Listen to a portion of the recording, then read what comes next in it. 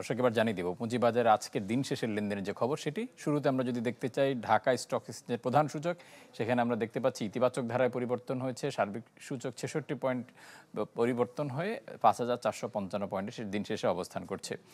এছাড়া লেনদেন হওয়া শেয়ার ও মিউচুয়াল ফান্ডের মধ্যে 238টির দাম বাড়ার বিপরীতে কমেছে 114টির দাম, অপরিবর্তিত অবস্থায় রয়েছে 44টির দাম, আর লেনদেন হয়েছে 1177 কোটি টাকা। এটি ছিল ঢাকা স্টক এক্সচেঞ্জের লেনদেনের খবর। এই মুহূর্তে যদি আমরা চট্টগ্রাম স্টক এক্সচেঞ্জের সার্বিক সূচক সিএএসপি, সেখানেও ইতিবাচক ধারায় পরিবর্তন হয়েছে, 170 পয়েন্ট বেড়ে দিন শেষে অবস্থান করছে 15,227 পয়েন্টে।